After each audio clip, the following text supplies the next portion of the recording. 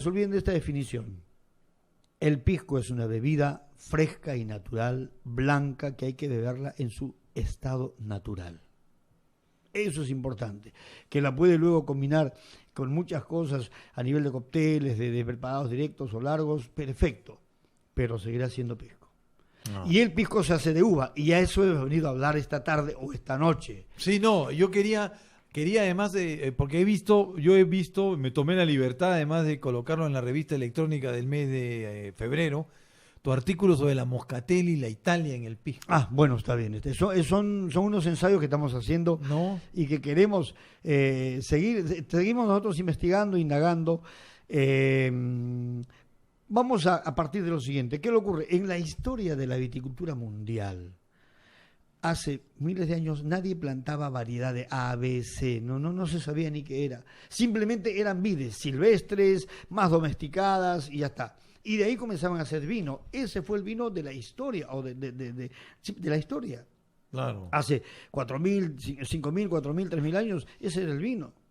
Probablemente en Egipto ya tenían ciertas variaciones, comenzaron a manejar una uva de cierta región, o más que una uva, un vino de cierta región producido con uvas de esa región. Y los antiguos, y esto ha sido tradición hasta hace muy poco, cuando plantaban las vides, porque el término sembrar es colocar semilla. Cuando yo coloco semilla dentro de la tierra, estoy sembrando. Y la semilla va a dar una nueva planta, pero ser individual, con sus características propias, diferentes a la madre.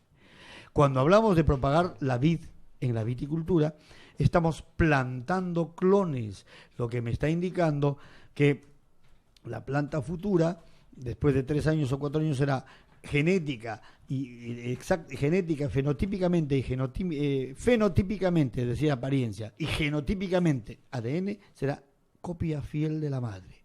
Eso se llama clon y eso es la plantación. Entonces, la vid se planta.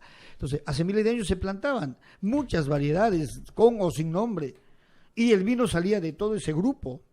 Es por eso que en Europa se conoce al vino por su denominación de origen, por el lugar de donde viene, que se puede hacer con 1, 2, 3, 4, 5 uvas, las uvas que estaban allí.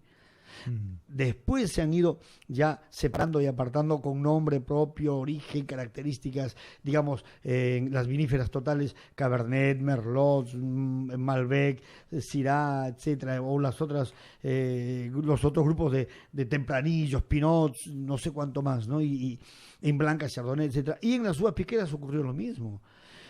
Si nosotros nos vamos a la historia del pisco, no vamos a encontrar en ningún escrito, o sea, y en 1700 se plantaba quebranta. Si alguien me trae un libro como eso, sería una revolución. Este concepto de quebranta de Italia, y tú debes recordar, Livio, es del siglo XX. Y si alguno, de nuevo, repito, y me trae libros escritos donde diga, y en 1870 y tanto, antes de la guerra o después de la guerra con Chile, qué sé yo, se bebía quebranta de Ica, me encantaría. No la hay. Y si la hay, todavía no la encontramos. Y si ya la encontraron, leeremos su publicación. Exactamente el mismo problema tienen las variedades pisqueras en el Perú. Cuando hablamos de variedades pisqueras, la denominación de origen, el reglamento dice 8 variedades. Quebranta, negra criolla, mollar, uvina, las tintas, Italia, moscatel, torontel, albilla, las blancas. Y ya está. O le dicen algunos, yo le llamo entendidos entre comillas, no aromáticas y aromáticas.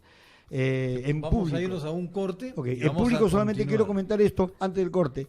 Toda fruta tiene aroma. No sé quién le puso una aromática a la quebranta. Me duele. Ya venimos, no se vayan.